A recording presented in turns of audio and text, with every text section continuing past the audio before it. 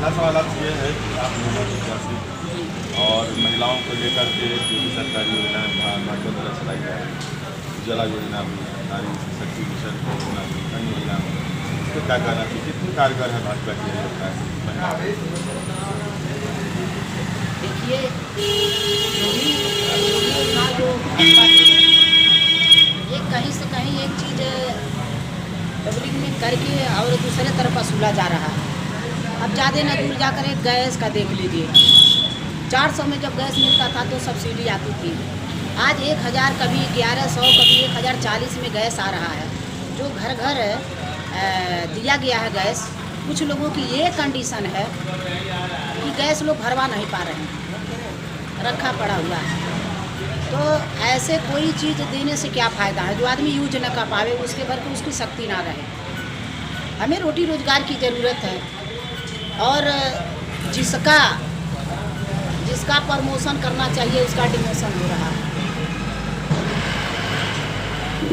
दूसरी बात यह है कि आपको क्या लगता है किस नज़रिए से अभी तक ये खंडन विधानसभा पिछड़ा हुआ नज़र आपको आता है? क्या इसके पहले संत साथी बिरला जी रहे, कई बार यहाँ से विधायक चुने गए, कहाँ कमियाँ हैं विकास के क्षेत्र में, कहाँ तक पिछड़ा हुआ है? देखिए, यहाँ सत्ता के लालची लोग विकास पर ध्यान नहीं देते, उनको सत्ता चाहिए, उनको सत्ता से मतलब है, और यहाँ जनता के विकास से मतलब नहीं है।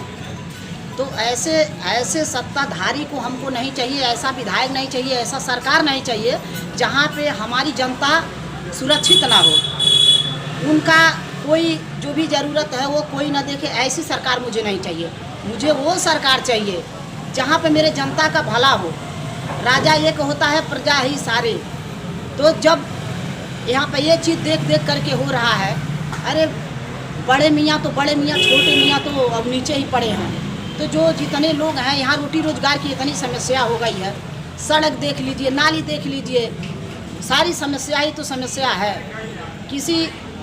अब हम विधायक का या किसी का क्या भाई, 15 साल से तो संत प्रसाद यहाँ के विधायक रहे, लेकिन दूर न जाकर के आप बीजेपी के लोगों से पूछ लीजिए कि कितनी विकास वो किए हैं, और यहाँ क्यों प्रत्याशी बदल गए। भाई जब वो 3 बार के जीते हुए प्रत्याशी थे तो क्यों बदले गए? तो यही बात है, वो तो चले गए।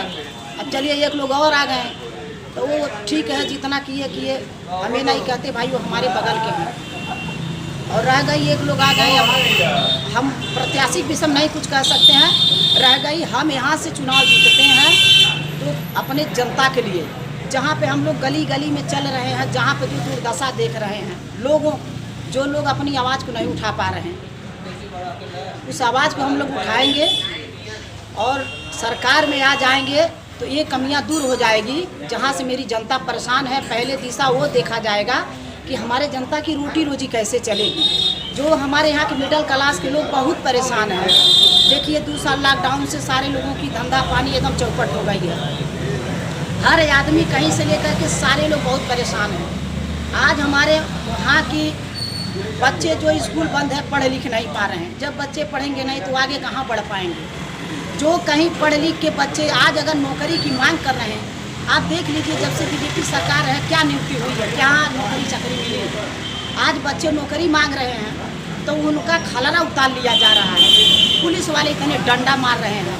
लॉकडाउन में आदमी जब घर में रहा तो खाने बगैर मरा, बाहर गया तो डंडा खा करके मरा।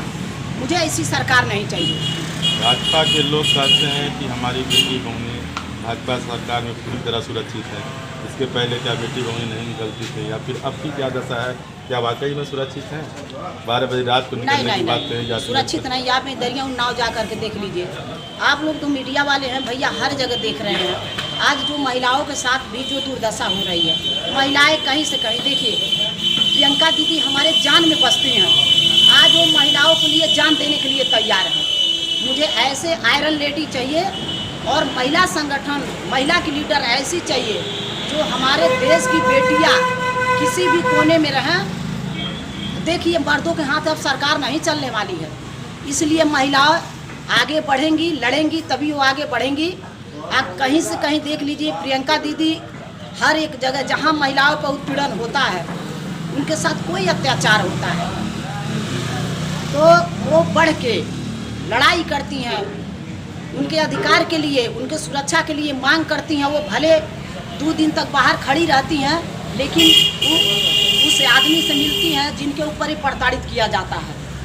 और हमको ऐसी सरकार चाहिए, मुझे ऐसी लीडर चाहिए जो हम महिलाओं के लिए एक बल बने। प्रियंका जी, अपराध आप मानती हैं कि बढ़ा है? बढ़ा है, क्यों नहीं बढ़ा है?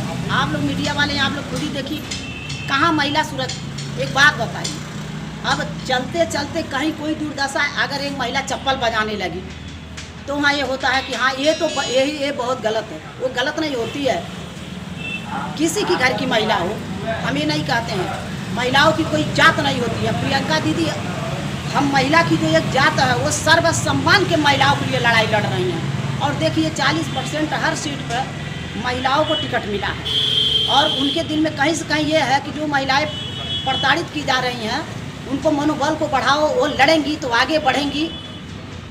अब मर्द के हाथ सरकार नहीं चलेगी, इसलिए महिलाएं ही सरकार चलाएंगी। प्रियंका जी ने नारा जो दिया है, लड़की हूँ लड़ सकती हूँ, क्या लगता है इस चुनाव में, उत्तर प्रदेश विधानसभा चुनाव में कितना कारगर साबित हो रहा है? देखिए, प्रियंका दीदी ने जो ये नारा दिया है कि लड़की हूँ लड़ सकती हूँ, उससे देखिए मतलब अब आने दीजिए रिजल्ट, बहुत ज़्यादा बहुत सामने आप लोगों को आएगा, क्योंकि महिलाओं के अंदर बहुत जान आ गया है, लड़कियों के अंदर बहुत जान आ गया है। जहाँ भी देखिए वहाँ महिलाएं एकदम जुड़ रही हैं। कांग्रेस पार्टी या प्रियंका दीदी से वो लोग बहुत ज़्यादा ही मतलब जो है कि पसंद कर रही हैं, बहुत ज़्यादा प्रभावित हैं। भाजपा से यहाँ कई बार मतलब लोग चुने गए, विधायक चुने गए। कांग्रेस का इससे पहले क्या स्थिति रही, वर्तमान स्थिति क्या है? देखिए एक चीज़ होता है ना, जैसे कोई ज़्यादा हर चीज़ ही खराब होती है, सबका एक बार उतार चढ़ाव समय आता है। जातिगत आंकड़े जो बताते हैं लोग, मतदाता ज़्यादा देखिए खजनी, खास करके खजनी। जी हम बता दूँ आपसे, यही हम पहले बोले हैं कि देखिए कांग्रेस कोई जात पात की पार्टी नहीं है और इसमें सर्व समाज के लोग हैं। चलिए कोई चीज़ रहा थोड़ा बैक हो गई थी, लेकिन आज वो चीज़ जो भी सारी चीज़ें देखिए, मनरेगा देख लीजिए, आज स्थिति देख लीजिए, या जो भी सारी चीज़ें देख लीजिए, तो कांग्रेस का करा धारा आज लोग उसको क्या कर रहे हैं, उसका लाभ उठा रहे हैं। बड़ा कुछ पॉलिटेक्निक ऐसे जगहों पर है कि जो इस सरकार में पेट पालिश नहीं हो पा रहा है। तो सारी चीज़ दी हुई कांग्रेस की है और अब परेशान होने की बात नहीं है। सरकार आ रही है और सत्ता में वो देखिए जो भी चीज़ इधर कचरा लोग करे हैं, इसके बाद अब सब सफाया होगा। आपने महंगाई की बात किया, उज्ज्वला योजना के सिलेंडर की बात किया, अन्य की मुद्दों को रखा, तो महंगाई में मुद्दा जो राशन खाद्य सामग्री है, योगी जी और उनके कार्यकर्ता, भाजपा कार्यकर्ता चलते हैं, करोड़ों परिवारों को राशन भेजा जा रहा है, तमाम योजनाएं संचालित हैं गरीबों के लिए, अन्य योजनाएं भी दी जा रही हैं, नाम नहीं लूँगा मैं, फिर भी आप इसको क्या? देखिए मैं एक बात बताऊँ, आप जैसे आप जो बता दिए, मान लीजिए कि कोटा पे मिल रहा है आदमी को 5 किलो चावल, 5 किलो गेहूँ, 1 किलो चना मिल जा रहा है, उसमें 5 कमन लोग रहे हैं जिनकी ज़रूरत है, जो वो आदमी नहीं पा रहा। जिनके पास 10 बीघा खेत है वो जाके बोरा लिए पहुँचे पड़ रहा है। ये चीज़ गरीबों के लिए है, जिनके पास कोई आधार नहीं उनको दिया जाए, जिनके पास सारी व्यवस्था उनको क्यों दी जाती है। लेकिन हमको देखिए शामिल भी होंगे ना, आखिर वो भी तो अगर जो जिनका कार्ड होगा गरीबी रेखा, वही हमने देखिए पहले आपसे यही बात बोल दिया कि जो सत्ते भूखे हैं, जो सत्तेधारी लोग हैं, सत्ता भूखे हैं। अब जैसे उनका कोई चीज़ अगर होता है, चाहे प्रधान हुआ या उनका जिला पंचायत हुआ, उनका विधायक हुआ, तो पहले वो बढ़ चढ़ के पहले वो अपना ही लोग फ़ायदा उठाते हैं। इसमें जो वोट देते हैं, जो गरीब व्यक्ति के आज जा कर के हम लोग वोट धर रहे हैं, हम लोग सारी चीज़ें परेशानी को उनको सुन रहे हैं, हम लोग वादा कर रहे हैं कि हम जीतेंगे तो आपकी परेशानी दूर करेंगे। तो कैसे करेंगे जब ऊपर बैठे लोग दबाव बनाते हैं, तो आदमी उनका कैसे करेगा। तो ये चीज़ हुआ है, ये चीज़ नहीं होना चाहिए, क्योंकि जो अधिकार जिनके लिए बना है, देखिए गरीब की कोई जात नहीं होती है, जो डाकू बदमाश होते हैं उनकी कोई जात नहीं होती है। जब पेट जलता है तो इंसान कुछ भी करने को उतारू हो जाता है। कहने का आशा क्या समझने पाए, दरअसल हमारे दर्शक भी जानना चाहेंगे, क्या इन योजनाओं का लाभ गरीब लोग नहीं उठा पा रहे हैं? नहीं उठा पा रहे हैं, गरीब लोग कहाँ उठा पा रहे हैं भाई। अभी आज गैस है, गरीब के पास पैसा नहीं, वो भरा नहीं पा रहा है। 1000 का गैस कहाँ से भरा पाएगा? जो आज 2 साल से लॉकडाउन से ग्रस्त थे, लोग परेशान थे, रोटी रोजगार नहीं है, कोई काम नहीं होगा, जो 300 की मजदूरी है, जब कोई काम नहीं होगा वो बेचारा करने कहाँ जाएगा, ये बताइए।